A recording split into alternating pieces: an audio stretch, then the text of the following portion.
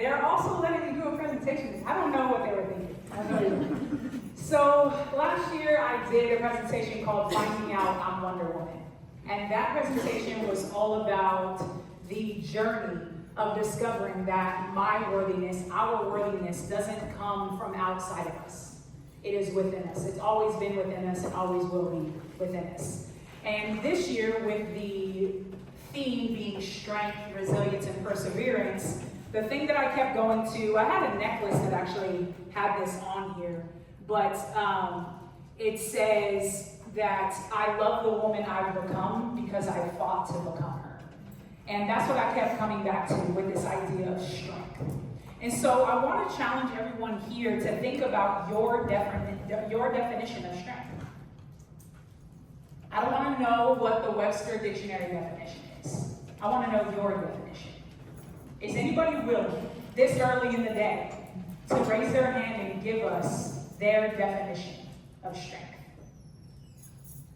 Yes. Accountability. Accountability, beautiful. Anyone else? Your definition of strength. Izzy? Somebody who's not afraid to do what they know is right. Somebody who's not afraid to know, not afraid to do what they know is right. I love that. Anyone else? Definition of strength. Yes? No excuses. Beautiful. So your definition of strength matters more than my definition or a definition that you would look up, or even a definition that ChatGPT might give you, right? Strength depends on how you think about it. And I don't think there's any one definition of what it is, but whatever your definition is, it does matter. Because whatever you're telling yourself about strength is what's going to lead to your actions in your life. If you view strength as something that is totally based on physicality and how much you can lift, or how much that person in the gym is working out, or the people you're comparing yourself to on social media, then that will inform how you decide to talk about you. If you define strength as persevering, as getting up every time you fall, then that self-talk is going to sound a whole lot different than it would if you were comparing yourself to the people that you see. So your definition of strength matters more than anybody else's. What you say about yourself, I will always, no matter the class I teach, no matter an event that I might speak at, I'm always going to talk about self-talk. These two books in particular have had a profound impact on my life. What to say when you talk to yourself is a brilliant journey of why it's important to intentionally think about how we talk about ourselves to ourselves. The conversation that is happening in your mind about who you are, what you can and cannot do, what you can and cannot accomplish, who you can and cannot become, is so incredibly important. It's louder than everything else. It's even louder than the people that believe it. For me, I have had the great fortune of having an incredible mom who happens to be here today. So she is getting to, maybe, have you heard me speak before, Mom? One other time, maybe at like a soiree a lot of years ago, but I was just asking people for money then. Yeah. So this is her first time getting to see me speak, but she is the reason why I am the person that I am. There's no other person more responsible for teaching me who I can be than her. Yes.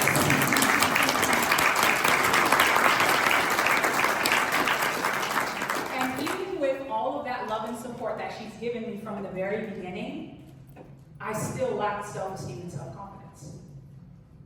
Because it's not about what other people think of you. It's nice.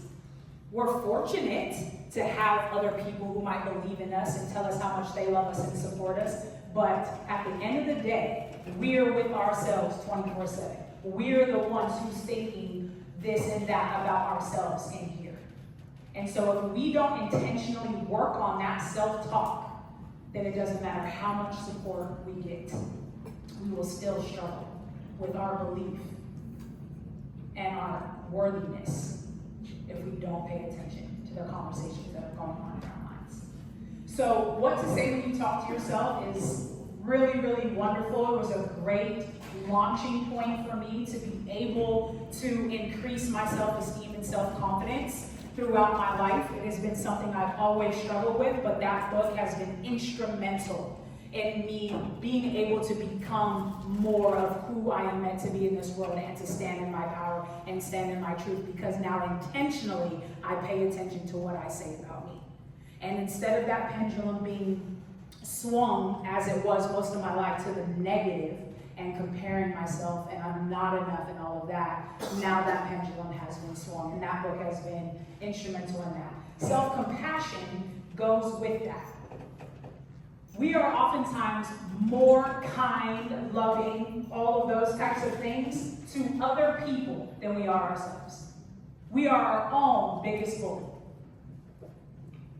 You would be in my office at school based on what you are saying to you, right? And we would never speak to other people the way that we speak to ourselves sometimes. We must treat ourselves with the respect, love, dignity, compassion, understanding, grace that we give to the people we love the most. So I didn't know Izzy was going to be here. It's really cool that she is. She happens to be one of the students at our school, at Set High, and her journey at our school has been really tremendous. She asked me this morning, so Ms. Geis, are you going to speak about the stuff that you taught us in class? And I told her that I was going to talk about self-talk. She's like, I could do that talk. And I was like, yes, you could. Yes, you could, young lady. I love that. And so self-compassion and self-talk, it is something I teach. I get to teach to freshmen at our school, and I'm so honored to do it. And this year, I was having this conversation with my class, and I asked them, why do you think that we are so negative about ourselves, but we would never talk that way to other people? And one of my students said, well, we would never speak that way because we would never want to make one of our loved ones feel that way. And I don't know where it came from, but I just said right back to her, I said, well, are you your loved one? So I have that question for you. Are you your loved one? Do you speak to yourself with the kindness and respect and love and compassion that you give to the people around you all the time? And if you haven't done that yet, if you are not your loved one, today's the day. That's why you're here. Okay? So you've got to treat yourself like you are your loved one. Here's the quote that I was talking about. I love the woman I've become because I fought to become her. This little girl right here, that is little Nicky, she told herself beautiful things. She had no worries in life. Look at that smile. She was a happy kid. I asked my mom all the time, she's like, you were easy. You were a happy kid. And so that's a beautiful thing. But between this version of me and that teenage version of me, there was a lot of things that I started to believe that were a lot different than that little happy kid knew about the world. And some of these things came from other people. So I grew up in Spring Valley. So how many of you are native to San Diego? Or at least you know San Diego pretty well. So Spring Valley, okay, it is southeast of here. And while I was growing up, I heard a lot of negative things about who I could and could not become in my life. Growing up in Spring Valley, being raised by a single mom, I was told that I would end up on drugs, in jail, or dead. I was told that people that live in Spring Valley, people that went to the schools that I went to, that they don't amount to anything. And so that version of me, that teenage version of me, has a lot of insecurities. The story I'm telling myself at that point is, yeah, I might be a good athlete. I was part of really great teams. I had great coaches. And I felt some confidence on the softball field. But when it came to me as a person, I had none. I had no confidence. Don't let that look fool you. That look, that, it's kind of like Beyonce when she first did her, her individual albums away from Destiny's Child. She had I Am Sasha Fierce, right? So she had to come up with this kind of alter ego that gets put out there on stage and does what she does. And so for me, playing sports, that was my alter ego. When I got on a softball field, you would think I had the most confidence in the world. When I got on the basketball court, you would think I'm the most confident person in the world. But that confidence didn't come from me. It came from my teammates. I loved playing team sports because I didn't have to just rely on myself. I could be a part of something bigger. And that has always been really, really important to me. So in sports, I kind of had a little bit of confidence, more so in my team than myself. But that happy kid to that teenager was a lot different. And that's high school me. Oh man, look at that hair. That's funny. So, high school me wanted nothing to do with any attention. I would not have been the kid that was raising my hand in class. I was trying not to make eye contact with the teacher because I didn't want to be called on. I didn't want to read in front of the class, anything like that. And I definitely would have told you you're crazy if someone would have said, oh yeah, you're going to be a teacher someday. You're going to be standing on a stage at a women's event. I was like, have you met me? Oh my gosh, that's crazy. I looked around at the people I went to school with and was like, why would anybody want to be a teacher? This is nuts. These kids are insane. Why would anybody do this? 20 years later, here I am, still teaching. But that girl right there didn't know her power at all. The stuff that she was saying to herself definitely wasn't compassion. Definitely wasn't understanding. It was very critical. Very hard on myself. A lot of you can probably relate to that. Very hard on ourselves. We make a mistake and it's the end of the world. We give other people grace with that, but maybe not ourselves. So that girl right there, oh man, happy, tried my best, but no confidence. This girl, she's starting to get there. This is a picture of me at my master's graduation, something that was told to me that I would never be able to do. We went to this softball tournament in high school, and they told us, they saw us walking in. And Mount McGill is where I went to high school. Huge school, love it. But what people thought of us, and what they would actually express to us, was pretty devastating. We walked into this tournament, and there were these coaches and dads standing by the snack bar, and they took a look at us, and they said, oh, those poor Mount McGill girls will never amount to anything.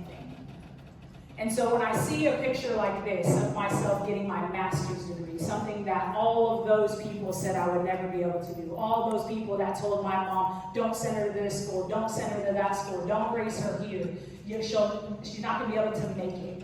That is my you know what to all those people who said that I would not be able to do anything.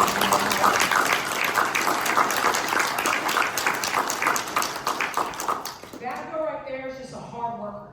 I've never been the smartest person in the room. I still won't be the smartest person in the room. Even when I teach my freshmen, I tell them I'm probably not the smartest person in the room. But my heart and my desire is what I started to recognize in myself. And that I have in spades. I might not be the most book smart person, but you can't tell me now that I can't do anything because I've done it. And that's what I want for you to understand about you. Nothing that anyone else has to say about you is any of your business. That's not a class you want to take.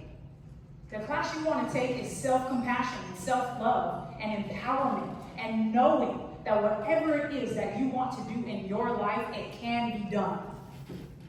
This picture right here is a picture of me winning the Charter School Teacher of the Year in 2021. I'm putting these on here not to impress you, but to impress upon you that no matter what people tell you, it doesn't even matter. What you tell you, that's what matters. That's what you have got to pay attention to. That's where your power comes from. You intentionally talking about yourself well will take you farther than you ever dreamed possible. Maybe even some of your dreams coming true on a stage right in front of people's eyes. This is something that was taught to me that I think is important for everybody in this room to think about. There are two ways that we can look at where we are at in our lives. The first part of this picture is looking at where we're trying to get to. I think we all do that sometimes. Oh man, at this age, I wanted to be here. I wanted to be making this money. I wanted to be this place in my life, right? I have so far to go. At this point, I wanted to do this and this and this, and I'm not there yet. And we can wallow in that. But what about the second picture? Instead of looking up and being like, I have so far to go, take a look back down sometimes and be like, well, damn, look how far I've come, right? Look at us. If you think about what you've been through some hard stuff in your life, and you're right here, showing up to a women's event, getting empowered, being here for yourself today.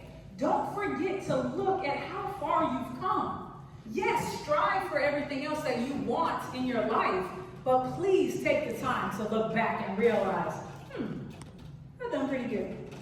I've done pretty good. Don't forget to do that. That is such a huge lesson that I learned from the former assistant principal that retired, that I took over his spot. He taught me that because I told him, I want to do this and I want to do that. And he said, what about all the things you've already done?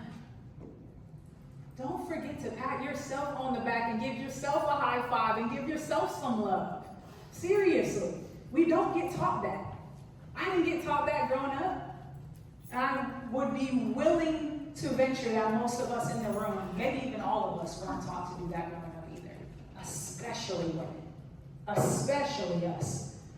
We're taught to be quiet and just keep our head down, keep our mouth shut, just go about it, give. Okay? Cool. But what about us? What about the love that we deserve? That's why you're here. This is a really, really cool story. So I get to be the varsity basketball coach of our girls team at our school, and this is a picture of us from this past season that just ended. And 3 of the girls on this team right here, their freshman year, we had 0 wins. And interestingly enough, on my 100 dreams list, I had win a CIF championship with the girls basketball team at Set High. And this year, that team right there, through the ups and downs of the entire season, going from 0 wins their freshman year to winning the CIF championship their senior year, I could not be more proud of their strength, their resilience, their perseverance. They were an incredible group to coach. We don't have the best basketball players, but what's beautiful about this team is they played for each other. And they worked really hard. And they listened to what I was trying to teach them about life through the game of basketball. And that game, that final game, I thought for sure we were going to lose. It was ugly. We were playing really horribly. And then there was this conversation I had with the team. I said, look, we haven't even been who we are this entire game. Imagine if just for this last little bit, we decide to be who we are. And they did. And they saw themselves crawl out of this hole. And that final buzzer happened. And they got to see the fruits of their labor. They got to see what happened when you show up as yourself and do what you're meant to do. When they decided to do that in that last game, that's what got us that championship. And it was an incredible, incredible thing to be a part of. One of my favorite authors is Brene Brown. Any Brene Brown fans in the house? Yeah, she's incredible. So, Daring Greatly is just one of the incredible books that she has written that I highly recommend. Read all of them. Just go look up Brene Brown and just go and read all of them. They all teach us something a little bit different. This one has got to be one of my favorites because of, and she has memorized this. I'm not Brene Brown now, okay? That's not me. So she has memorized this, but this is one thing that I think is so important about where you're sitting right now, where my basketball team was, right? People are always gonna jab. And it's high school, so people always got stuff to say, right? And you would think that ends when we're teenagers, but it doesn't. People talk about us when we're adults too, right? But here's the difference. You, right now, you are in the arena. It is not the critic who counts, not the man who points out how the strong man stumbles, or where the doer of deeds could have done them better. The credit belongs to the man who is actually in the arena, whose face is marred by dust and sweat and blood, who strives valiantly, who errs and comes short again and again. Because there is no effort without error and shortcoming. But who does actually strive to do the deeds, who knows the great enthusiasms, the great devotions, who spends himself in a worthy cause, who at the best knows in the end the triumph of high achievement, and who at the worst, if he fails, at least fails while daring greatly, so that his place shall never be with those cold and timid souls who know neither victory nor defeat. You are in the arena. This is the arena. Why are you going to some women's event? Because that's where I'm supposed to be. Because that's where I'm going to get my strength. That's where I'm going to be empowered. These speakers that we're going to hear from today are going to blow our minds. They're going to inspire us. They're going to make us laugh. They're going to make us cry. And we are filled. We are in the arena together. So for all those people who want to run their mouth, who ain't here, they're not in the arena. Their opinions don't matter. They want to tell you what you can and cannot do. Where are you at? Are you at the women's event? Are you on the grind? Are you pushing yourself? Are you making sure that you are taking care of you? Are they paying attention to their mental health? Or they just want to talk? Don't take that class. You're in the arena. That's where you belong. And so my definition of strength is unapologetically showing up in the arena as your true, authentic self. Dare greatly. Everyone. Dare greatly. Thank you so much.